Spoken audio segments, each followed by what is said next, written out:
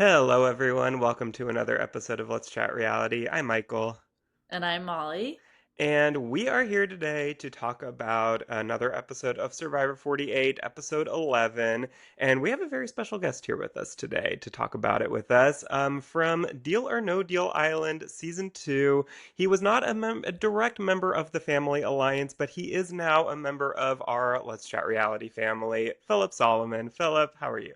I'm good. Look at you using the word special. That's nice. That is nice. That's humbling. I'm all about it. Well, Philip, we always like to get our guests here. Do we like to hear about their reality TV origin story? So, what was kind of the first show that got you into reality TV, if you remember? And what are some of your favorite shows now? Sweet. Okay, so I started like original OG as like a millennial reality connoisseur. Real World season 2 or 3, like all the way back. I remember going Wow. back and watched Real World season 1. Yep. So I was there from the beginning. I think that reality TV is such a great art form because for me, I think it's way less about the show. And I love the idea of seeing what happens when two different people, let's say someone from the Midwest that's never met a person of color or never met someone of a different religion versus someone from a more urban metropolitan area and they have to solve a problem together. And like that's why I love the Survivor, the Big Brother. Like so for me, number one, I'm a reality TV fan, but number two, I'm a fan of psychology and sociology and kind of that group dynamic that kind of makes it all work. Weird millennial flex. The other day, I had an interview with Beth and John from Real World, and they had the audacity, Wow. like all the way back. Yep, had the audacity to be like, "Hey, I don't know if you know who we are. I'm Beth and John." I was like, "Know who you are? I am a reality TV like millennial. You raised me." They were like, Yeah. "Okay, we're not that old, but yes, so cool, so awesome." I'm sure though that a lot of their guests do not know their history, so I'm sure that is something that they have to say to most guests. But When you look at like the age of the average like Mormon wife versus me, that's fair. Yes, that makes perfect sense. yeah, exactly, exactly. We just before we get into some Survivor, let's just kind of get just a couple of quick Deal or No Deal Island questions from you while we have you here, of course. Let's do it. So how did you end up on the show? Did you watch season one of the show, and that's what kind of got you into it, or just kind of was it just kind of did they reach out? How did it happen? So it's pretty much like half me, half them.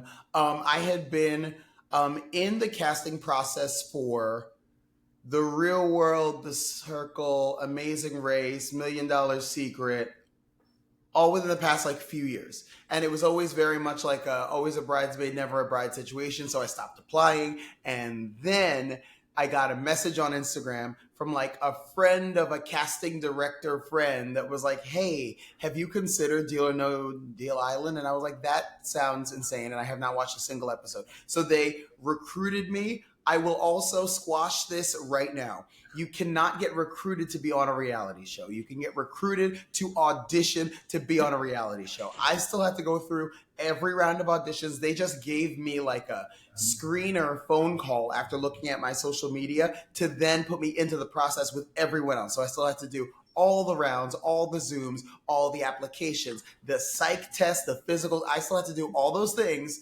But I think they were originally looking for just like a personal trainer that just like picks things up and puts them down again. But then once they found out about my history and like education and Yeah. championing mental health and fitness and stuff like that, they were like, "This is so much better than what we initially thought." Yeah, they got a lot more than they bargained for, Story of my and life, my friend. Story of my life. and yeah, I feel like recruits get such like a bad rap on these shows when someone finds out they're a recruit. It's like, oh my gosh, like that, you know. But I feel like you're totally right. They do have to go through all the same process, and a lot of times those recruits end up being some of our favorite players on these shows.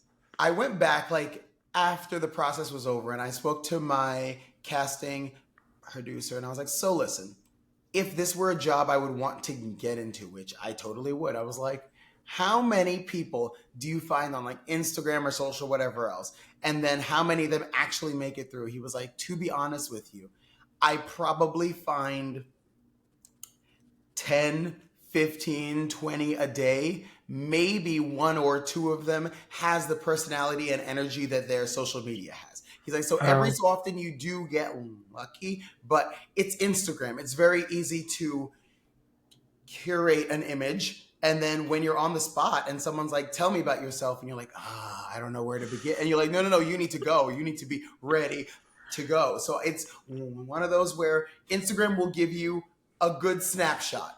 And then you have to like make the call and see if that person really has the energy, the charisma to just like explode immediately. yeah. Yeah, exactly. Well, for anyone who didn't watch Philip's season of Deal or No Deal Island, there were two Survivor alum on your cast, of course, Parvati Shallow and Australian survivors David Janae. Now, it appears from the show that you would originally immediately recognize Parvati, Yeah, no, but shocked. nobody. Yeah, but nobody besides Parvati recognized David, it appeared, until he revealed his secret during the final temple.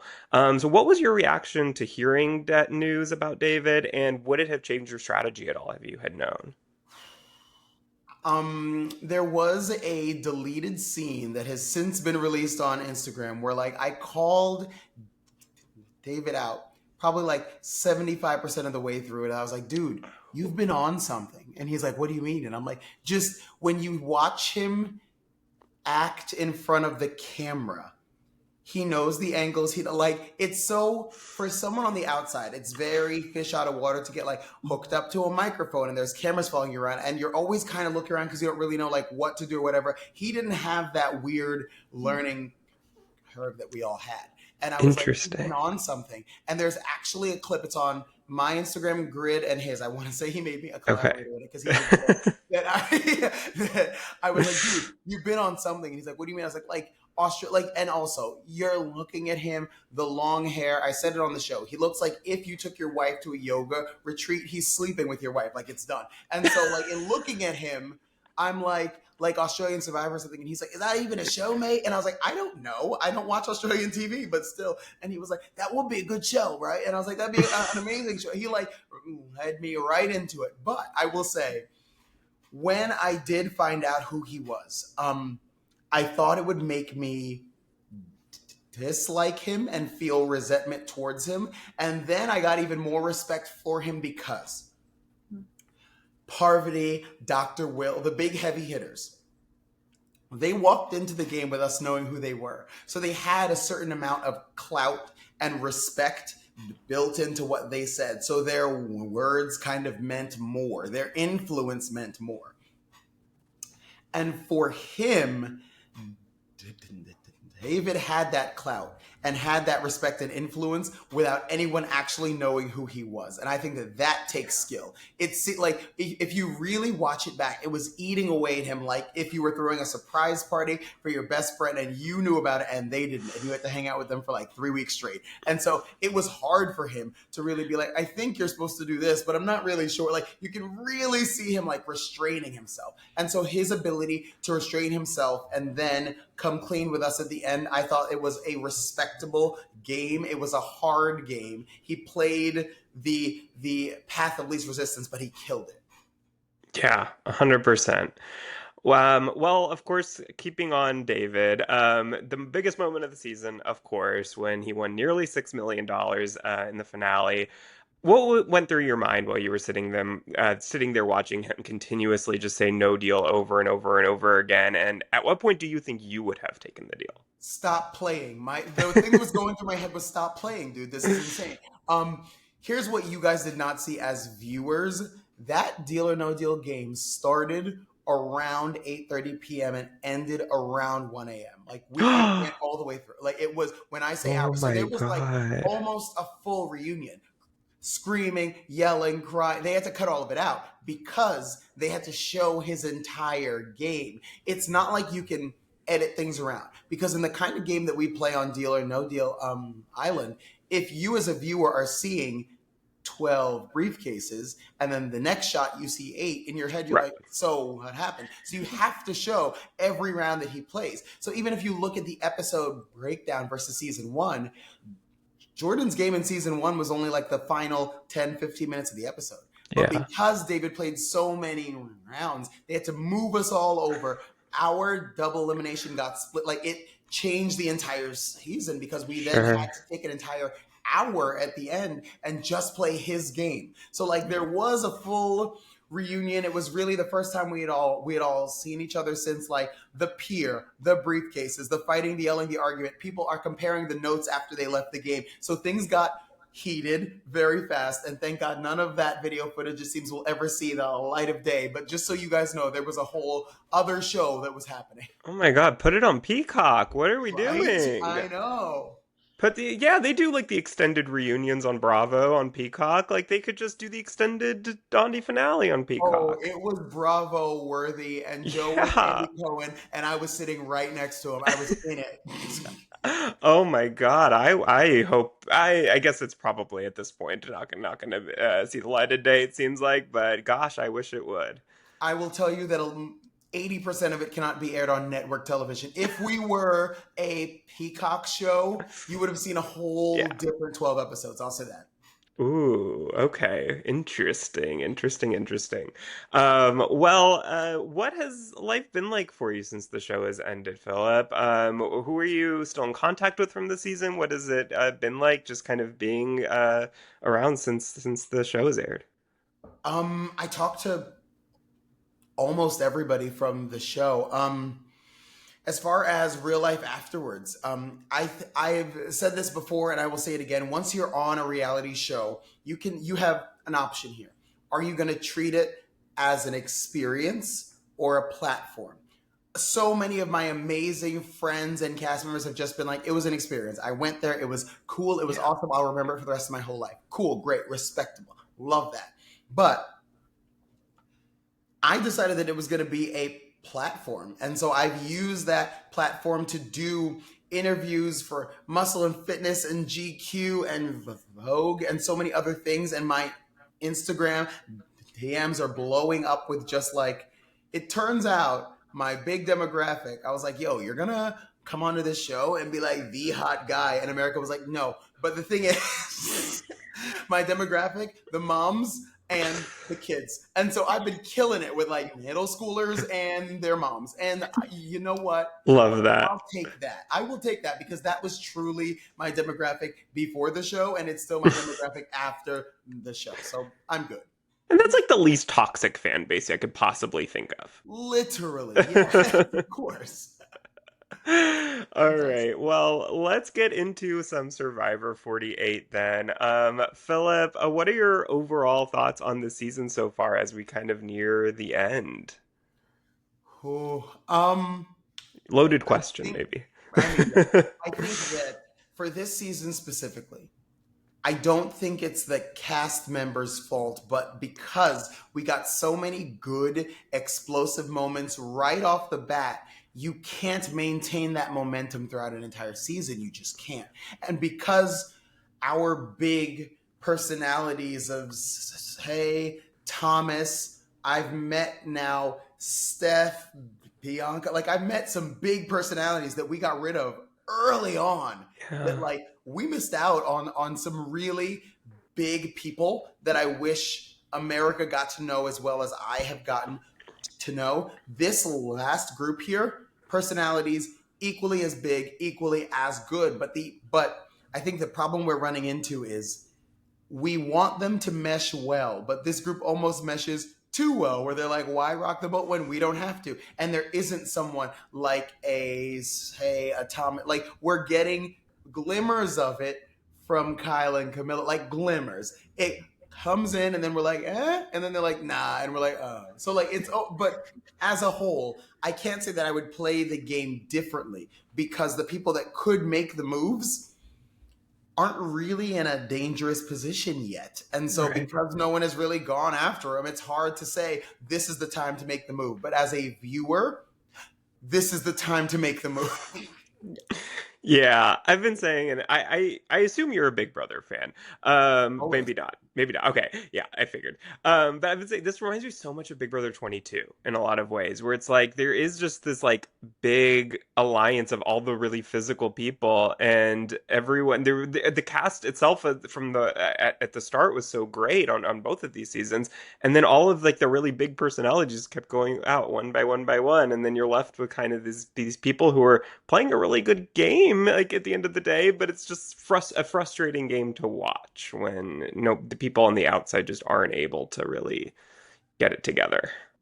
Okay, so now that I have gone back this season and watched Australian Survivor, because you're not going to Mm. make me look stupid twice. Anyway, I've what been I doing do that too, love, honestly, since. what I do love about this season of Australian Survivor is that I feel like producers will interfere without interfering. What Yeah. I would definitely steal from them right now is I would split them in half and make them do two individual eliminations, then come back together and play the rest of the whole game. I think they need a full reset.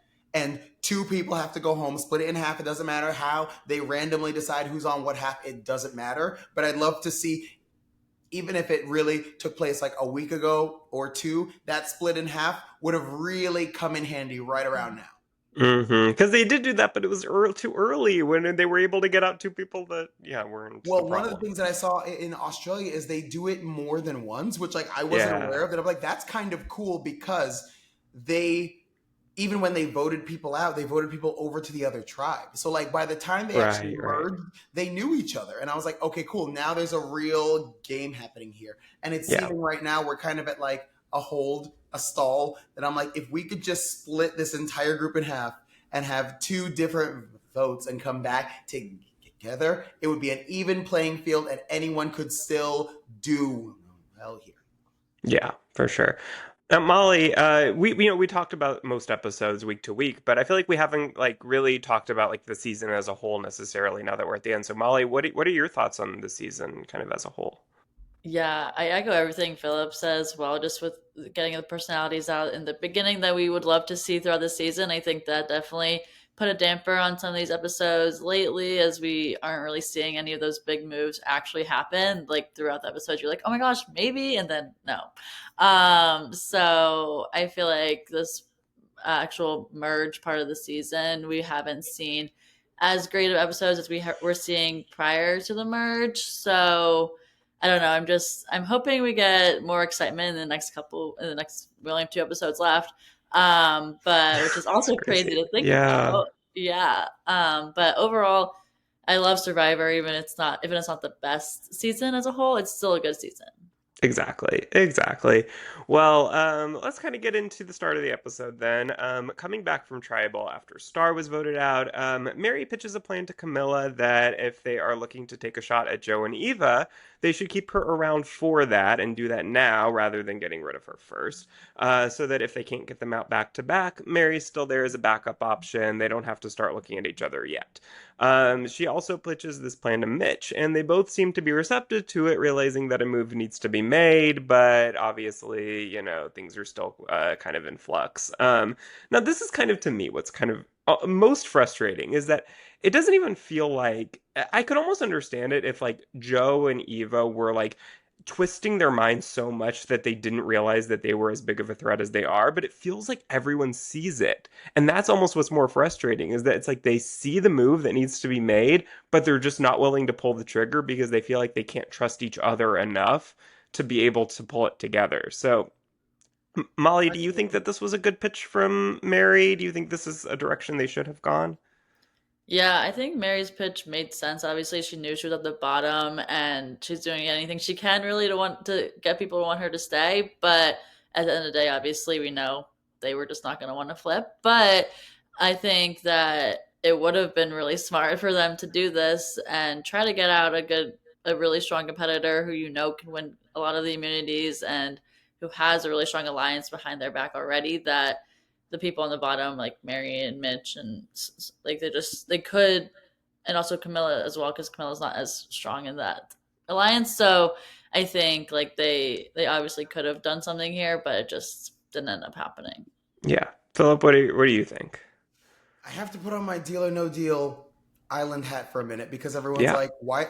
you saw that like the celebrities were threats. Why couldn't you do anything about it? And I was like, that's not how our game works. And Right. we knew who the threats were. It was very easy for us to be like, they have to go. But we didn't know when entering a challenge, was it going to be partners with them? Was it going to be on the other side? Then they had to be eligible for elimination. Then we weren't sure if they were going to play or not play. If they played, what if they won? Who would they send home? Or did we send Right. in one of our allies to play and hopefully send them home? All of that had to happen because it wasn't just a game of the numbers. The only reason I go there is because this is a very easy game. Like, this one is a game Yeah. of, if you have the numbers, you're good. And so although I do feel like Reddit and Twitter destroyed us for not taking more of a hit at the celebrities and the threats, we couldn't based on how the game was set up. Survivor, however, if you have the numbers, you're good.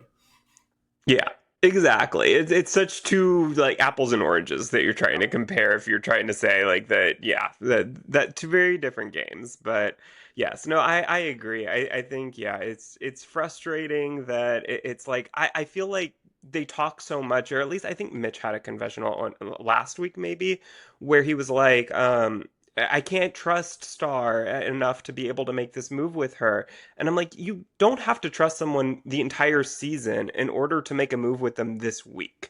Like, you just have to trust them just enough to be able to say that they're going to vote the way that they're telling you this one week. And this, it benefited all of them to do that last week. And I feel like that's what you have to think of is like, what are they incentivized to do? And I would think that they would have trusted that Star was incentivized to go after this big alliance she's not in. And you don't have to trust her next week, but just, yeah, I think that's what's so frustrating is that I think there's this mentality this season where it's like, I need to fully trust everyone that they're going to be loyal to me all throughout the end of the game. So I think in the game, and I've always kind of wondered this just like as a viewer, I am not a hardcore Survivor fan. I've watched Hmm. the past 10, 12 seasons, but like Okay. when you throw out a Survivor season number, I'd have to be like, who won? And then I can try and figure out like the rest Yeah. down there. So here's what I will say. It's always hard for me as a viewer to be like, okay, when do you change your mentality from just survive the night to who can I stand next to at the end? And I think that every player kind of views that differently as far as like, okay, so now I have to not be playing for can I be here tomorrow? But if I'm in the final tribal, if I'm in that last three, who can I speak out against? Who am I going to win against? And it feels like this tribe is still just playing to survive for the next day. And I'm like, you can't, baby. Again, you only got 2 episodes left. And like, I can say this from being on a show, you know when the episodes are. Like, I Yeah. knew there was going to be like 12 excursions, and I made it to excursion number 10 of 12, and I was like, this is the 10th episode. You could figure it out. It's not Yeah. hard. And so, like, even they know I don't need the rice. I don't need the this. We're only here for a few more days. I'm like, then you're saying it. So you're aware of how much time you have left. I don't know when they want to start to make that switch. Hopefully it's this coming week, but who knows, honestly? Who knows? I hope so. Yeah, it's crazy to hear in episode 11 like it's is it still too early to make this move? I'm like it's episode 11. This isn't Australian Survivor. We're getting to the end here. Like but yeah. Yeah, it's every season's different. Like I think I was talking to Molly or someone about this the other day that like in Survivor Second Chances, season 31, there was like this term that they had come up with called voting blocks, where it was like, we're not going to say that we're in alliances. We're just going to say we're in voting blocks for this one week. Yep. And I just need to work with whoever I need to work with this one week to get what I want done. And then next week, just completely change that up. But it was like that was the mentality that season, and this season it seems to be the total opposite of that. And that's what makes Survivor great. You know what? As maybe disappointing as the season has been, what makes it great is that every group comes up with their own rules, their own situations of what they respect, what they don't respect, and that's what makes it every season so unique. I have a hot take that you're going to hate. I won't. No, no, no. You will. I think that here's my hot take. I'm sorry.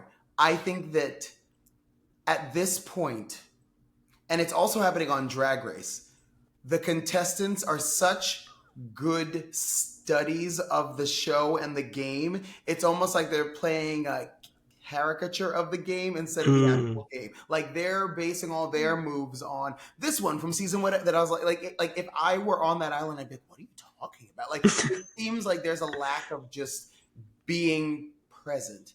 And it's Yeah. happening on Drag Race as well, where now they're using certain runway looks, iconic looks from other like drag queens that have been on the show. When the show starts to reference itself, it's not interesting to watch. They think it is, but it's not interesting to watch Hmm. because it doesn't feel like it's real people playing, making these real decisions for themselves if they're always using a past player or a past move as the reasoning for that move, if that makes sense.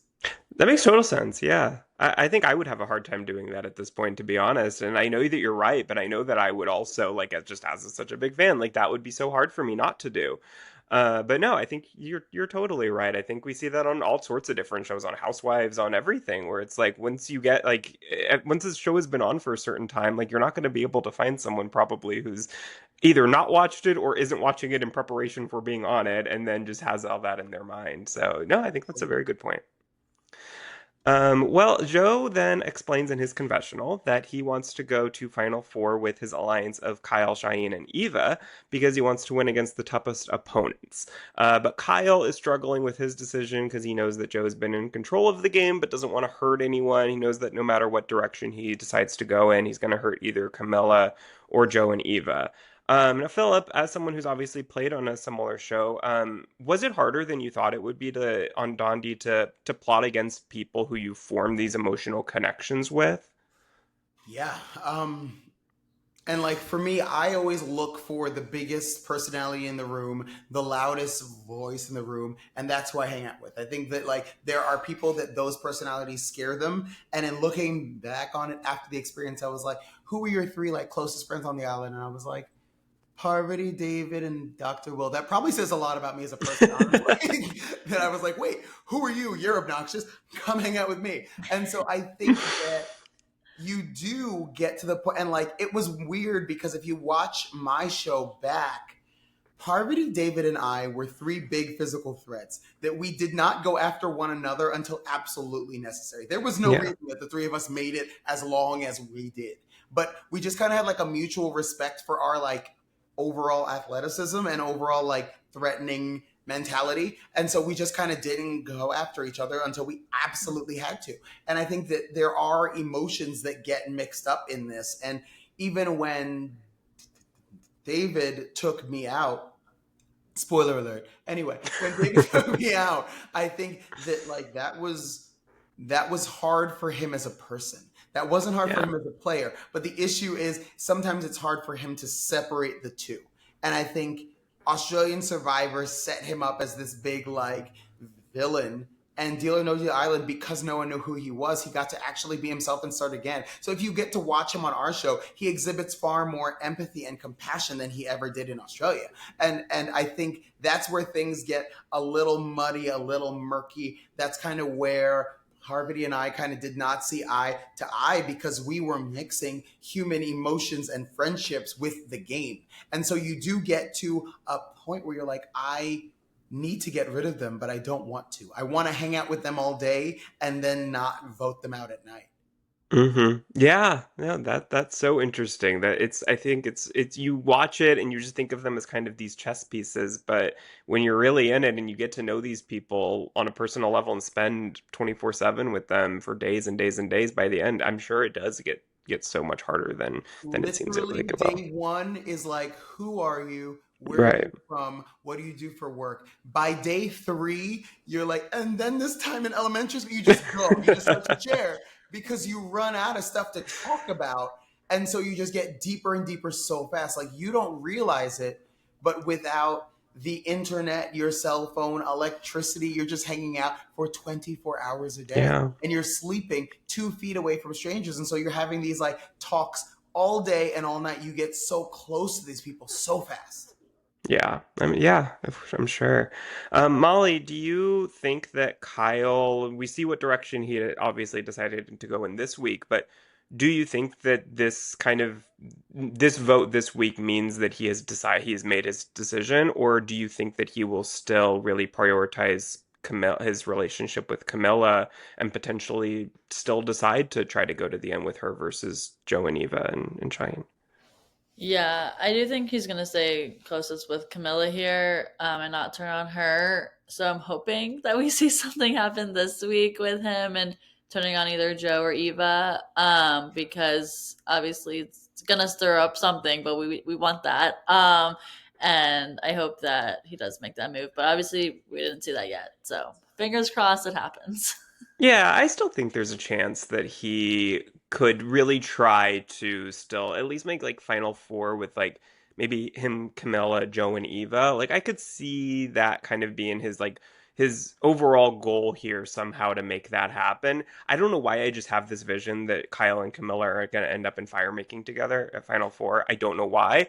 I just really feel like that's where the story is going, and I can't explain why that is, but I don't know why. I think that I could see them both making it that to that point at least. Did you see the name of the next episode? Ooh, I did, but I don't remember. What is it? Icarus. Oh, Which Mm. I'm like, okay, finally give us something. okay. Anyone who is unfamiliar, super old myth, story, whatever else. So Icarus flew too close to the Yeah. sun. Everything was going super well until it wasn't. So like I'm hoping that we're gonna get something out of it. But then again, the editors did us dirty this week, so they might do it again. I'm just saying that like that's the name. So I'm gonna hope that we're getting something good this week. I hope so. I sure do. And it's so weird because Jeff preseason was like I had some reservations about 47, but I have no reservations about 48. Like I think it's a great season. And I'm like at this point I think everybody's like where's this great season that you spoke of?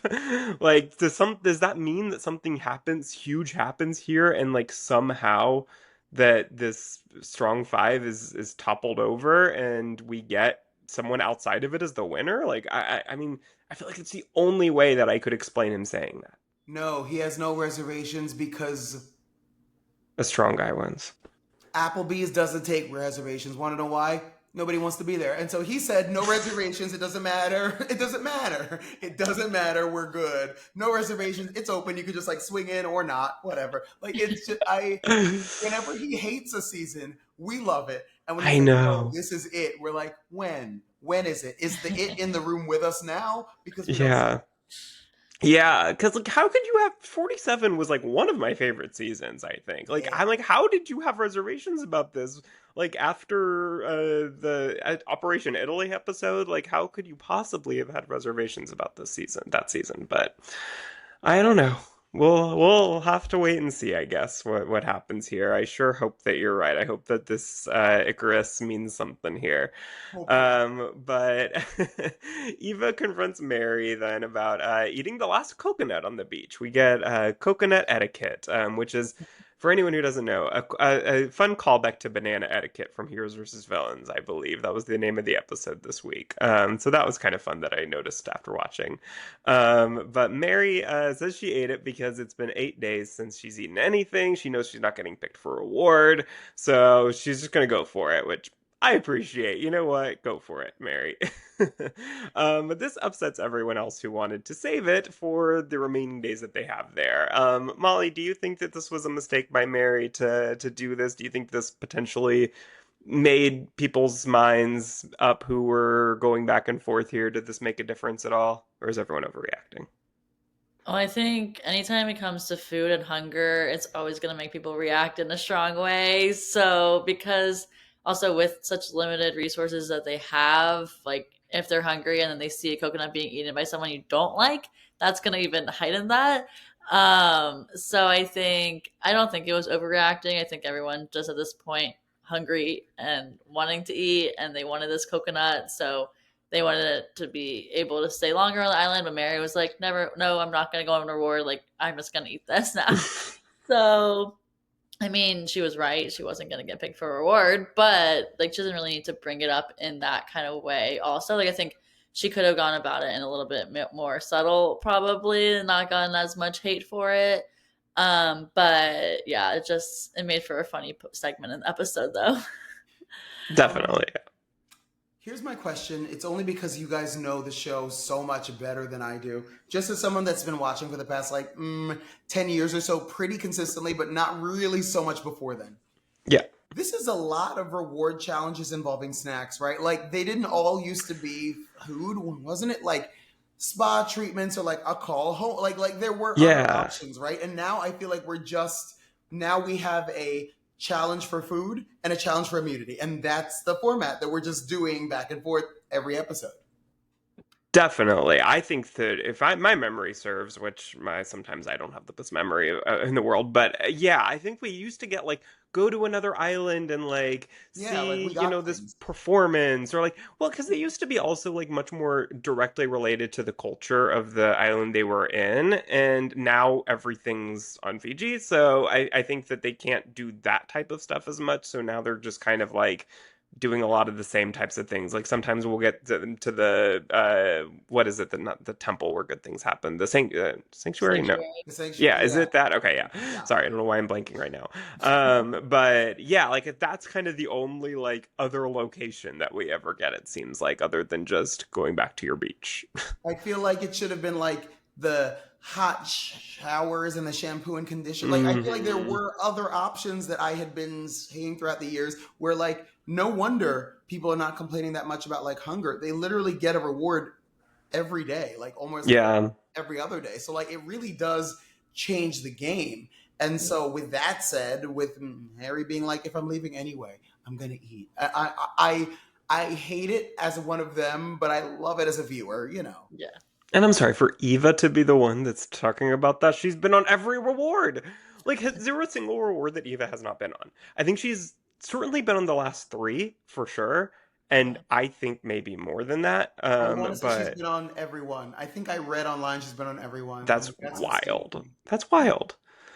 But yeah, but I can understand. Look, I can understand people being upset about it. But I think that Mary, if it's true, like she hadn't eaten 8 days, that's a long time. I can completely understand her also just kind of being like, look, I'm probably not going to be here tomorrow. Like, let me enjoy this.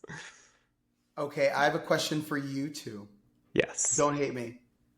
Do you think Charity was not as wrong as the rest of America does in being like people are afraid to go for Eva? Like they're just not acknowledging the fact that she's just chilling. I don't even want to say walking away. I want to say chilling on this island. Do you think there was more truth to Charity's statement than what we initially thought? Molly, what do you think?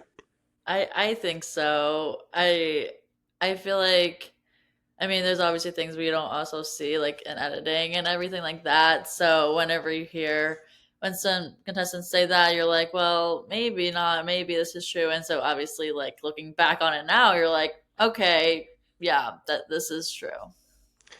Yeah, I do. I think that I mean, look, like that moment that Eva and Joe had in episode 5, I think it was beautiful. Like it was an incredible moment. I do think that it made people a little bit afraid to go for Eva. If I'm like, I think that people are like, I don't want to be the one to do that after that moment. Like, I'm gonna get eaten alive by the public, and I can't blame them for that. Like I'm sure that would also go through my mind, but it's hard to watch because it's like, no, this is game. You want Eva wants to be treated, I would assume, just like everyone else. And I think that if you would go for her in this moment otherwise, then do it anyways. And I think that nobody can blame someone for doing that, but I can understand people kind of being a little bit hesitant to do that as well. Justice for Charity. Yeah. I know. I always said with Charity, I was like, I don't understand why everybody seems to like have this bad view of her in the game. Like I'm sure there are things we didn't see, like you said, Molly. But it was like everyone was like going so hard for her like very quickly, and I was like, I don't get it. Like, what did she do? But I Yeah. guess, yeah. I guess I'm sure we'll hear at some point people kind of talking and hearing things that we didn't get to see. But Well, going back into the episode, the a boat pulls up to camp, and they receive a note stating that someone has to go on a journey. They pick rocks, and Eva gets the purple rock, which means that she will be the one to go. Her game is that she has to stack tiles in a circle while standing on a balance beam, using only her foot to spin the disc. If she completes 4 levels before the time runs out, she keeps her vote. 8 levels, and she gets the knowledge is power advantage. Molly, what would your plan have been? Do you think you would have, like, after 4 levels tried to stop, like, we see, spoiler, that Eva decided in the end to do, or would you have gone for it to try to get that knowledge of power? Well, it's interesting because we know Eva has like all of the Right. advantages here. So if I was in the situation and I didn't have those advantages, I definitely would want the knowledge is power advantage, especially if I was doing well at the challenge itself and knowing that I could complete it all 8. But maybe I would have just stayed to the 4 just because then it's at least I don't lose my vote at Yeah. that point. So it's like still okay. But I don't know. It's also I was like, would I be good at this challenge? Trying to think of that, I'm like, I don't know how good I'd be Yeah. doing that challenge. But so a lot of factors into it, but I think I would try for the 8 if best case scenario. Yeah, because it is risky. Because, like, you could complete all 4 and then go for, like, the fifth, sixth, and then everything tumbles down, and suddenly now not only do you not have the knowledge of power, but now you don't even have your vote anymore, and you got to go back and at least put the first 4 back together. Philip, what do you think? Let's say, like, not in Eva's position where she already has everything, but, like, if you didn't have, and this knowledge of power would actually be beneficial for you, what do you think you would have done there? This challenge is hard. I think as a viewer, what it was missing was commitment and accountability. I think once you make the 4, you have to make the decision at that point. Are you going to go for the 8 Yeah. or the 4? And you have to follow through with whatever you say. Because Yeah. she did like the 4 and a couple more and was like, meh. I was like, no, if you want to continue, you have to continue. Like, I think it needs to almost have like a level 2 where now there's no going back. You now need to make the decision. You said you were going to do the 8. Now you either do the 8 or you lose the vote. I think that the idea of that voyage, that journey needs to be the idea of like, yeah, the odds are you will lose your vote somehow. And I don't think the odds have to be stacked super high, but I think it needs to be like 60% to 40 that you lose your vote. And so like there is still a large amount there that you could do really, really well. And she can. Want to know why? Because she's well fueled, because she's eaten every anyway. So like for her, agility, stability, she's like, I got it. I just had fried chicken and waffles. She sings the stupid song, like they're in it, they're here. But at the same Fried time, chicken and waffles. I Fried chicken hate and that waffles. not. Also, you're lucky They're I wasn't your savory, only they're show sweet. because, wow. Anyway, I think that okay, my like hot take on this challenge is I was better as a viewer. I was happier as a viewer if the editors took the journey out of the episode completely. Yeah. I say don't even air it because all it did was annoy me. I know that sounds bad, but I don't think it did any favors for the plot, the tribe, Eva as a whole. It didn't do any favors for anyone. And God bless her. I've met her. She's wonderful. But the audacity to come back and be like, well, guys, I didn't even need it. It didn't even matter. So who Oh wants my lunch? God. Anybody? Like, and you're like, wait, what's happening? Like, it was just, Yeah. it was a complete inability. And like, again, I know this, but like a complete inability of like reading the room that I was like, this doesn't make anyone look good. So like, as far as I'm concerned, we could have just edited out the entire challenge. It didn't further anything. She had her vote before she left. She had it when she got back. Cool, great. No risk, to the point where she literally walked away halfway through and was like, done. And we were like, what happened? What is going on? And she's like, heading home. All right, guys, bye. Thank you so much. Like, what? That was crazy town. Crazy town. We didn't need it. Get rid of the whole thing. Yeah. Well, and the crazy thing too was that, like, and I've seen people talk about this online, is that she technically knocked her whole thing down before the time I ran out. said that. Yes. I Like, wanted them to get her on a technicality just to make the episode more interesting. I love her, but I think that at that yeah. point, I would have been like, here comes Jeff. And he's going to be like, all right, Eva, so I need to speak to you for a minute. Like, he's going to do the thing, and we're going to be like, okay, we're finally going to get something. We didn't get anything. We didn't get anything. Yeah, no, no, but I'm sure that the producers or whoever gave her permission be like, okay, you've said you're done, you can knock it down if you want. But like, that's still like so frustrating because it's like, yeah, I think you're totally right that she should have been able, like, she should have been forced to commit at the point, like, okay, I've done four, now I have to either finish the all eight or lose my vote, or yeah, like, yeah, lose my vote. Like, there should have been a little bit more risk involved, I think, The with that, but hourglass there was wasn't. not done. She knocked down the tiles. Rules are rules. Y'all Yeah. watched Dr. Will stomp all over our rules. And if you know the rules, you can really stick with it and figure out how to manipulate the game. Who's to say that a big gust of wind wouldn't have come through when that had one grain of sand left in it? Like, who's to say? Like, we don't Right. actually know, but we'll never know now either. So really, I think there were a lot of things there that I was like, yeah, we need to take other things into account. No, I totally agree. In the end, as we've talked about, Eva does decide eventually to stop after all the four levels. So she does have her vote, but she does not get the knowledge as power advantage. She goes back and then tells everyone just the truth of what happened. She tells them exactly what happened and does not seem to hide anything or keep anything a secret. Molly, do you think that she should have tried to come up with some lie here or keep, just maybe tell Joe or Shaheen, like, not the entire tribe? What do you think? I think Eva's just a very trustworthy person. She wants to tell everyone everything at that point, that it makes her feel good to share it all. So I think it made sense for her to give everyone the truth there. And obviously, they're also kind of rubbing people the wrong way in some ways because, like, well, yeah, you have all this power and you told us you didn't want it anymore. Like, or like not didn't need it to have another sort of advantage here. And even talking to Mary being like, yeah, like you could have had this one or like you would have loved this one. Like, that's not great for Mary to hear. So I don't know. I think at this point they're just that's how she wanted to go about it, and I think it makes sense for her in that moment. But I don't think I would have done it the same way. Yeah, I mean that's her personality. It's just Yeah. like she's gonna tell everyone everything, and she tried to keep her one the what is it, the safety without power that she has. Yeah, she was like, I'm gonna keep this one a secret, and then the next episode she tells everyone in her alliance. So I think as much as she might try, she just that seems to be something that she just can't get herself to do.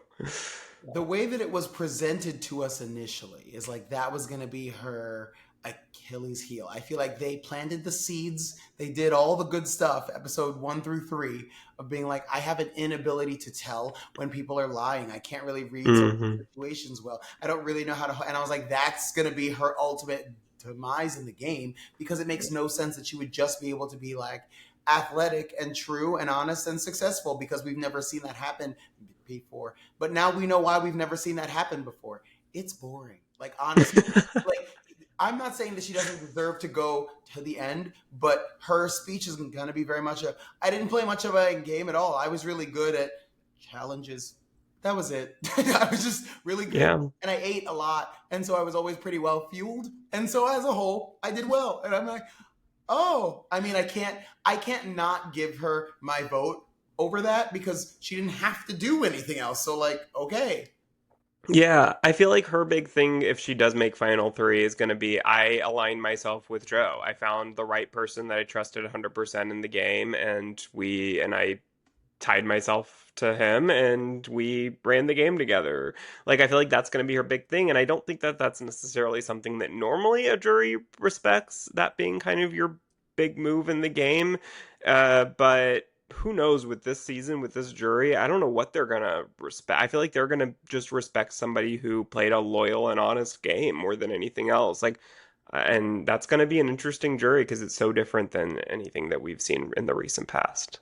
I mean, this will be the first season in a while where the biggest personalities are on the jury instead of making the speeches. So Yeah. like honestly, I how are Joe and Ava going to differentiate their game as far as a final tribal council situation?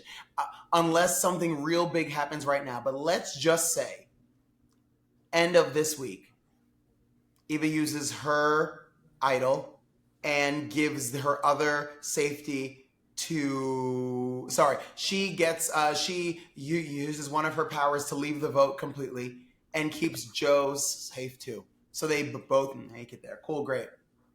How do you differentiate your game now? There is not a single thing that one of them did that the other one did not. So I guess Joe would just have to harp on the fact that he's like, well, I led us there, and he was like, Yeah. I followed. That's about like there's nothing between them that I'm like, yeah, you should win over you. Yeah, I think Joe is gonna be like, I was the one who kind of kept our group together. I was the one that everyone trusted the most individually, and so without me, everyone kind of would have scattered and not stuck together as well. And I guess Eva will just kind of be like, well, I'm the one who had all the advantages in the idols, and I was able to save Joe. If, let's say, she does use an idol on Joe and saves herself too, she'll be like, without doing that, then we wouldn't have gotten here, possibly. Like, I guess she'll just kind of, yeah, have to use that as her big move of the game. But yeah, I agree. It's going to be very difficult to for them to differentiate each other, especially if they're both there together. If only one of them is there, then that's a different story. But like, I feel like if they're both there, yeah, I don't know how I would decide which one of them to go with. But yeah, Molly, what do you think about that?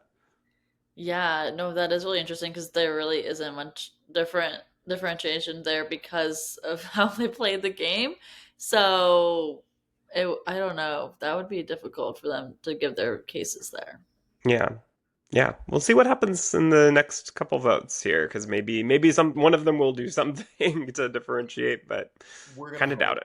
it. We're gonna Yeah. hope. I mean, it doesn't matter. The only thing that matters less is when Kyle told Camilla he's a lawyer, and she was like, "That's nice." So anyway, which I was obsessed with. I was like, you know what? Yes. She's like, anyway. So on to things that actually matter, because like it doesn't matter. It just like for where they are right now Hmm. in the game, he thought that was gonna be like a bombshell, and she put the pin back in the grenade. It was like, hold on to this for later. Anyway, and like continued on to something completely different. And I was like, yes, let's go.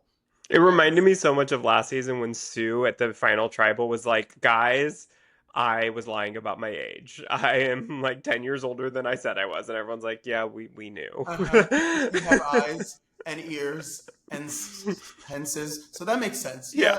Yeah. Yeah. Okay. Cool. Oh gosh, good times. Well, let's get to the immunity challenge here. The challenge was to push a wheelbarrow over a series of obstacles while balancing a vase containing a key. Along the way, a second vase is added, and once they got to the finish, use those keys to put together an arch puzzle.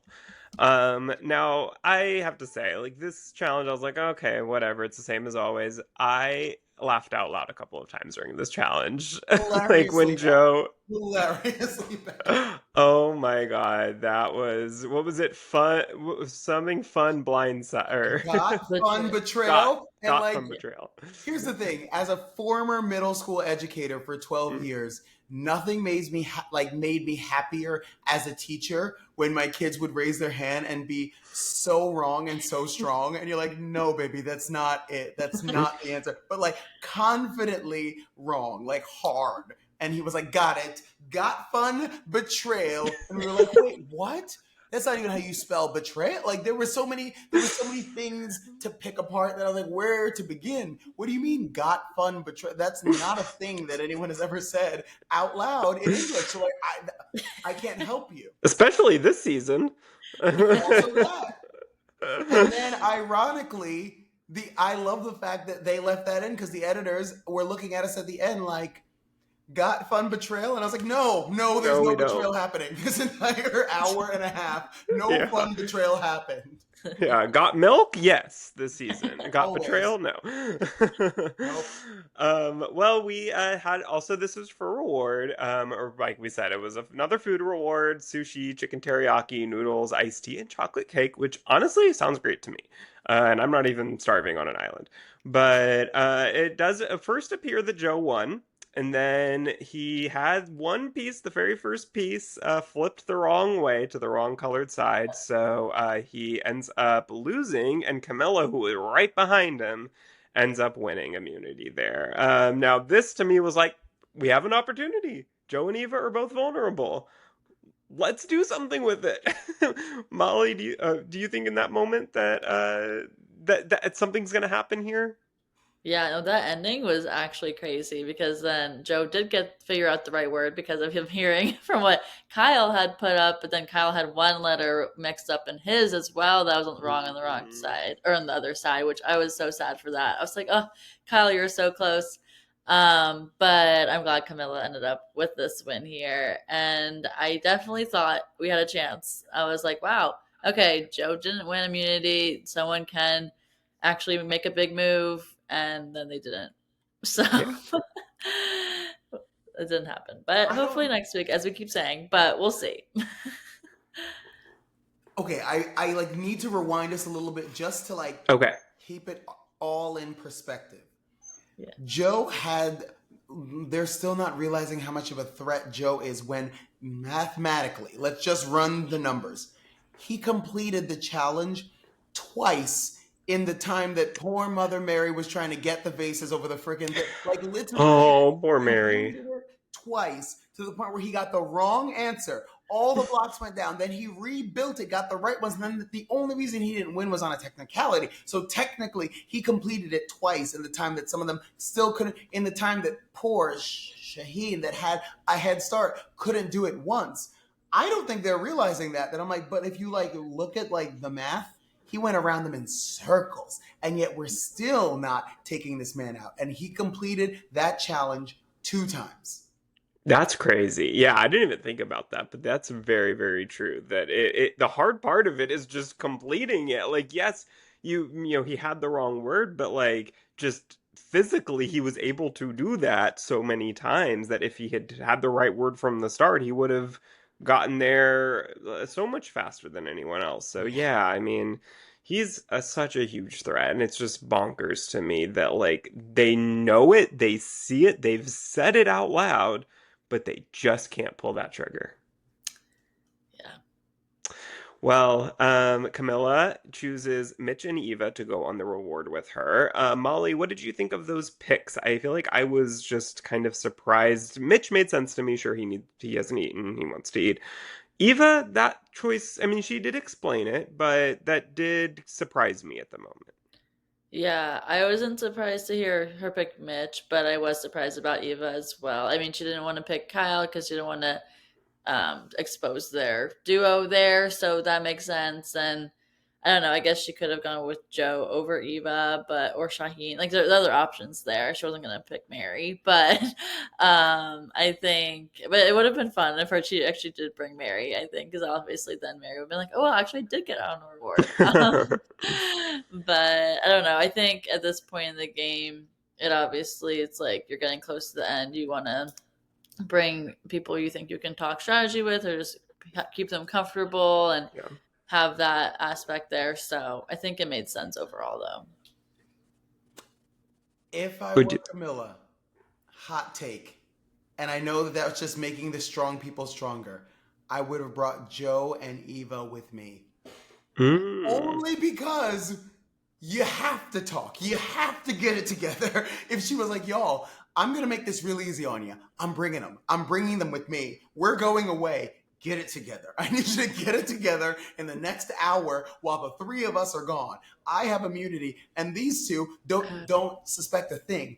Get it together. That's smart. That's a That really smart move, actually. Yeah, I wonder if that would have changed things to have them. I don't know how long they're at reward. I'm not sure how long that gives them to talk, but like, you would think that they would have to strategize at that point. It's like, okay, we can do this out in the open. They're not here. Mom and dad are away. Like, let's talk.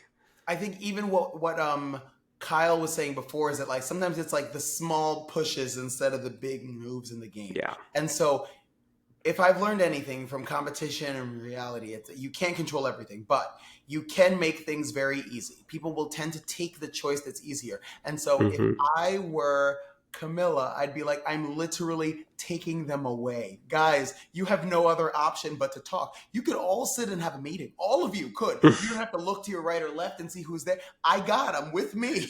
Just get it together. And I feel like they would have. Yeah, yeah, it's a smart move. I wonder, yeah, that makes me curious to know if that would have potentially changed things. But I guess we'll never know unless someone asks. But Mary tells Joe back at camp after award that she is going to vote for him tonight. She just flat out says it to him that she is going to put his name down. Now, this starts a spiral that Mary, I think, was hoping for. This was the point of her telling Joe this, that Joe gets very paranoid here, that he is going to go home. If she has an idol, potentially, he thinks that that's why she's saying this, because she has an idol, she's going to pull out of nowhere, and he is going to go home if nobody else votes for anyone else besides Mary. Everyone tries to tell Joe, no, she doesn't have anything. You're getting paranoid. Don't worry about it. But Molly, do you think Joe is justified in being paranoid about this? Or is Shaheen right that it's like, it's one vote, dude? Get it together. I think because Joe in this moment was like, oh my gosh, I've never had a vote towards me. Like he's always felt that secure that it does make sense. He was getting nervous about it, just hearing his name as a potential of a vote from Mary, which isn't like obviously he knows it could come from Mary, but like in general, like having a vote, I think did make him then go into that. And obviously, like in this setting, you don't know who you can trust always. And even if they say they're very strong and they all are going to stick together, you never know what could happen, which in this season we do know typically. But in other seasons, you don't know what's going to happen In theory. in theory. And so I think it makes sense because, I mean, we know Mary doesn't have anything either, but you don't always know everything. Mhm. So I don't know. I think I would have been nervous, but not to the level I think that Joe got nervous for. Like, I don't think that made like as much sense just because he knew he was so close with so many people. But I don't know. It was it was interesting to see that because then I thought, oh, maybe he is going to be going home tonight, and then that didn't end up Womp happening. womp. So then looking back on it now, I'm like, okay, so why was he paranoid? Yeah. As your resident Australian Survivor expert, Yes.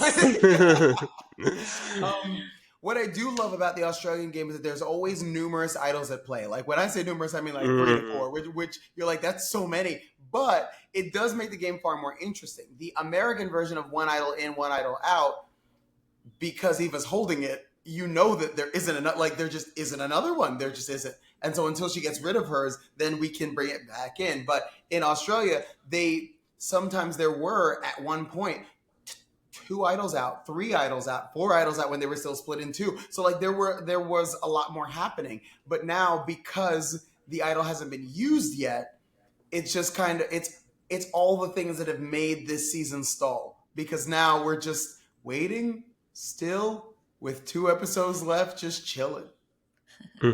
Yeah, no, Australian Survivor feels kind of like US Survivor in the 30s era, where there wasn't as much like, okay, in order to get this idol, there's like all these puzzles and steps you have to take to get it, which I kind of like that aspect of it because I feel like a person should have to earn an idol, really. In Australian Survivor, it often feels like, oh my God, I just found this lying on the ground here. Right. Like, here's an idol.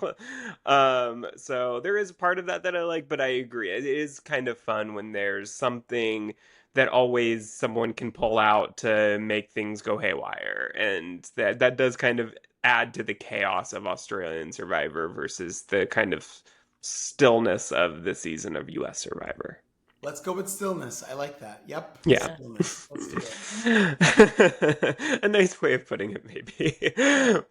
But well, then we get to tribal, and honestly, there's not much to report at tribal the conversation that was had because they were not really talking much about the game this time. They were just talking about their reason for why they were there and their stories, and I think that says a lot about how little question there was of what was going to happen. Actually, they tried to make us think that there was potentially going to be something that was being made here, a move being made, and I took the bait yet again, as I always do, that maybe this time something will happen, but it seems like based on the questioning, I feel like at camp there must not have been much question.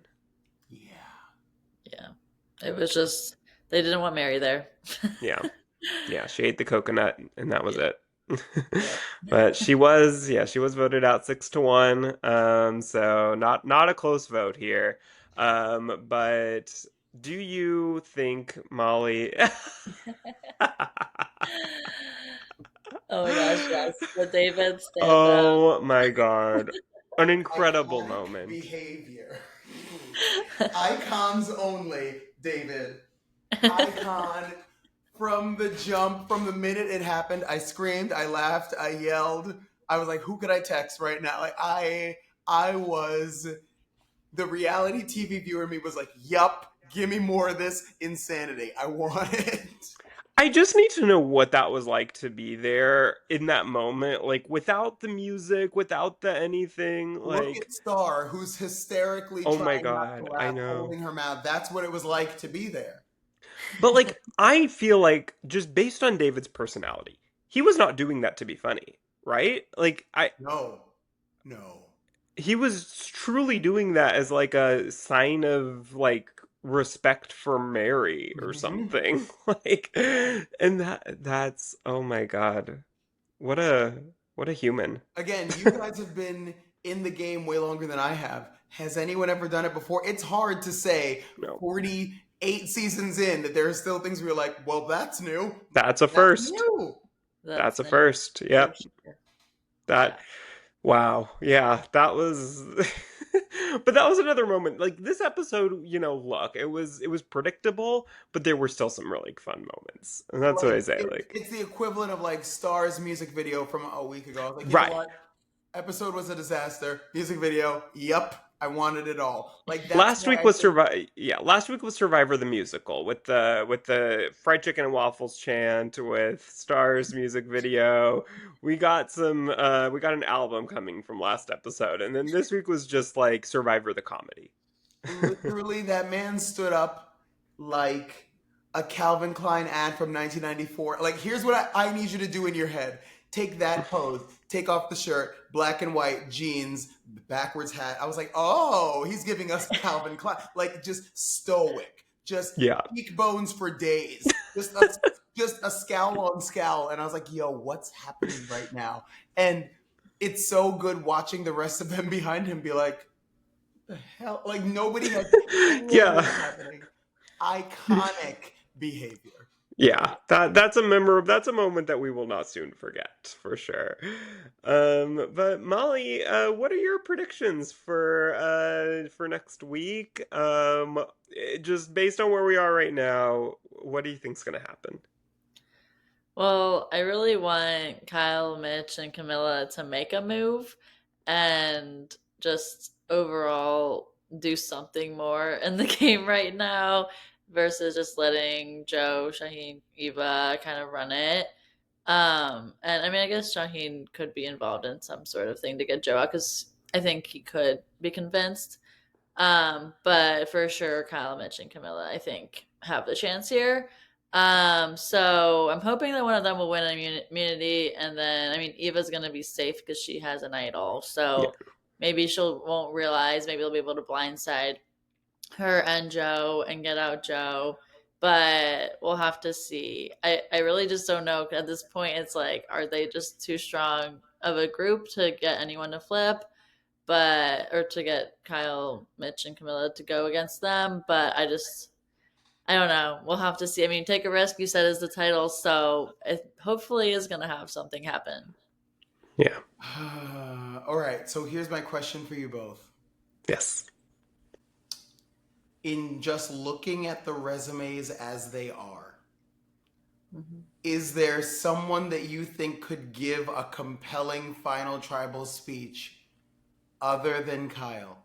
Maybe Camilla, but even if you look at Camilla's resume per se, all of her moves were so underground, and with Kyle, would a final tribal believe that she made them? If that makes sense, because like yeah, yeah, moves are only good if people know if you're able to explain them and prove that they were yours, and everyone's like, oh, you did do that, but like I don't know if she's gonna have that. So like, are we testing for three bad speeches that we're like, well, yours is the least bad?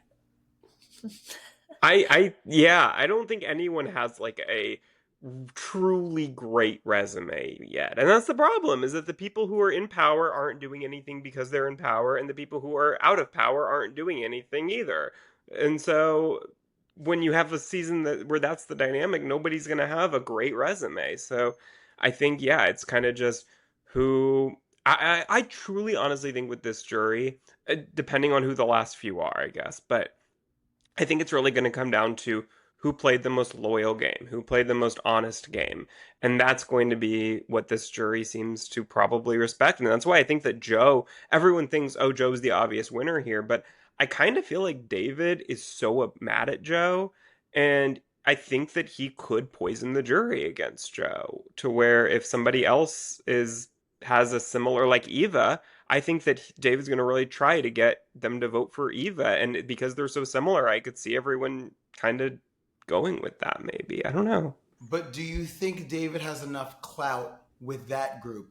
Because to be honest, I have to say no only because that's how he got there in the first place. Let's be True. honest. Yeah. True. So, does he have the clout that he needs to swing that group of people? Yeah, I don't know, because Mary will be there and they're close. Fair. So maybe Mary, but yeah, maybe otherwise, maybe he doesn't. I just always think that like somebody who's been there for like since the beginning of the jury always kind of has that like the mayor of the jury where it's like everyone comes in is like they've been there for so long and they've just been talking to them for so long, and someone who has like a very strong opinion, if everyone else doesn't have a strong opinion necessarily, if they keep hearing that all day long, they're just going to kind of get in their head. But you could be right that they just kind of like roll their eyes at David and don't really care what he has to say so much. But Yeah. I guess I'm predicting a Joe win, and I yeah, don't. It's not that I don't want it. I've met Joe. He's amazing. He's great. But so it's nice. Yeah. so anticlimactic where you're like, oh, I guess he just was successful the whole time, and you're like, that's Hmm. good, right? I guess, but like, it just doesn't make amazing, riveting reality TV. If the only way that I'd be really like, I need to watch that last episode is, let's say our final three are like Ava, Mitch, and Camilla. I'd be like, I have no idea what's about to happen right now. I don't know what these speeches are Yeah. going to sound like. The resume is not a clue, but I would need to see something so far and beyond with like no Shaheen, no Kyle, no Joe. I was like, then that would be the only way to open up the door, and the odds are not looking like that. Yeah. Yeah.